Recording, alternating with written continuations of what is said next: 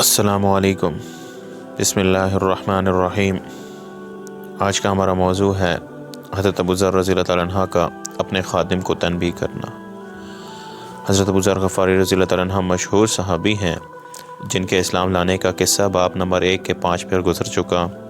یہ بڑے زاہد لوگوں میں تھے، مال نہ اپنے پاس جمع رکھتے تھے نہ یہ چاہتے تھے کہ کوئی دوسرا جمع رکھے۔ مالدار لوگوں سے ہمیشہ لڑائی رہتی تھی، اس لیے حضرت عثمان رضی اللہ تعالیٰ عنہ کے حکم سے ربضہ میں رہنے لگے، جو جنگل میں ایک معمولی سی آبادی تھی۔ حضرت ابو ذر رضی اللہ تعالیٰ عنہ کے پاس چند اونٹ تھے اور ایک ناتواں ضعیف سا چراوا تھا جو ان کی خیرگیری کرتا تھا، اسی پر گزر تھا۔ ایک شخص قبیلہ بنو سلیم کے آپ کی خدمت میں حاضر ہوئے اور یہ تمنا ظاہر کی کہ میں آپ کی خدمت میں رہنا چاہتا ہوں تاکہ آپ کے فیوض سے استفادہ حاصل کروں۔ میں آپ کے چراوے کی مدد کرتا رہوں گا اور آپ کی برکات سے فائدہ بھی حاصل کروں گا۔ حضرت ابو ذر رضی اللہ تعالیٰ عنہ نے ارشاد فرمایا کہ میرا دوست وہ ہے جو میری اطاعت کرے، اگر تم بھی میری اطاعت کے لیے تیار ہو تو شوق سے رہو، کہنا نہ مانو تو تمہاری ضرورت نہیں۔ سلیمی صاحب نے عرض کیا، کس چیز میں آپ اپنی اطاعت چاہتے ہیں؟ فرمایا کہ جب میں اپنے مال میں سے کسی چیز کے خرچ کرنے کا حکم کروں تو عمدہ سے عمدہ مال خرچ کیا جائے۔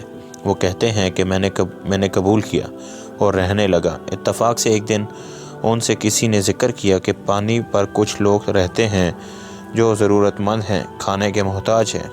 مجھ سے فرمایا ایک اونٹ لے آؤ۔ میں گیا، میں نے دیکھا کہ ایک بہت ہی عمدہ اونٹ ہے جو نہایت قیمتی، نہایت کارآمد اور سواری میں مطیع۔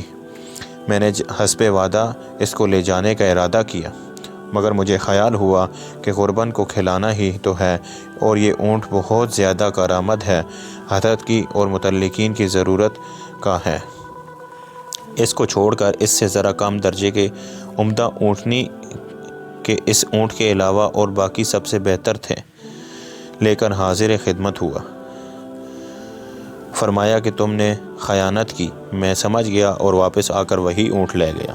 پاس بیٹھنے والوں سے ارشاد فرمایا کہ 2 آدمی ایسے ہیں جو اللہ کے واسطے ایک کام کریں۔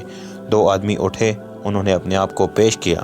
فرمایا کہ اس کو ذبح کرو اور ذبح کے بعد گوشت کاٹ کر جتنے گھر پانی پر آباد ہیں ان کو شمار کر کے ابو ذر رضی اللہ عنہ کا یعنی اپنا گھر بھی ایک عدد ان میں شمار کر لو اور سب کو برابر تقسیم کر دو۔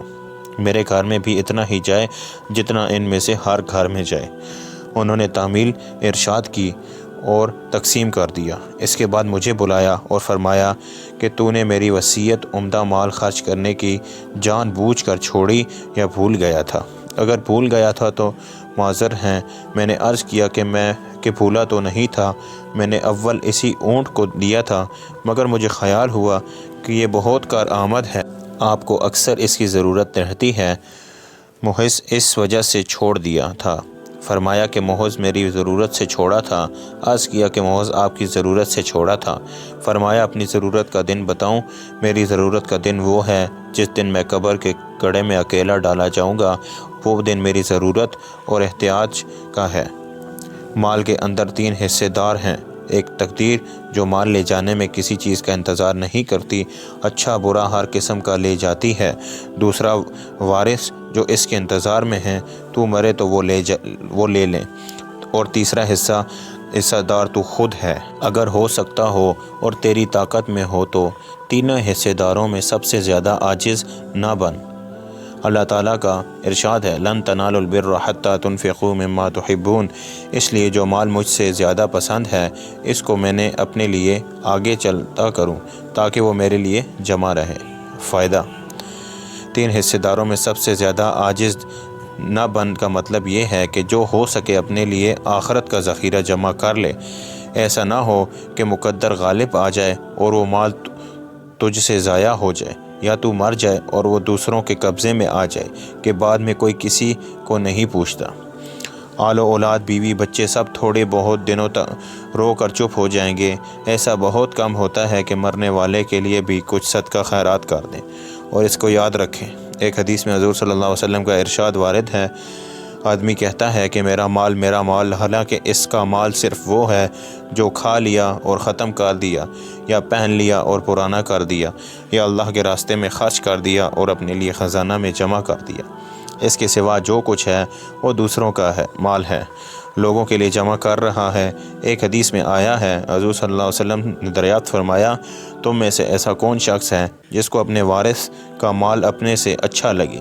صحابہ رضی اللہ عنہ نے عرض کیا کہ یا رسول اللہ، ایسا کون ہوگا جس کو دوسروں کا مال اپنے سے زیادہ محبوب ہو؟ حضور صلی اللہ علیہ وسلم نے فرمایا کہ اپنا مال صرف وہی ہے جو آگے بھیج دیا جائے یا اور جو چھوڑ دیا جائے وہ وارث کا مال ہے۔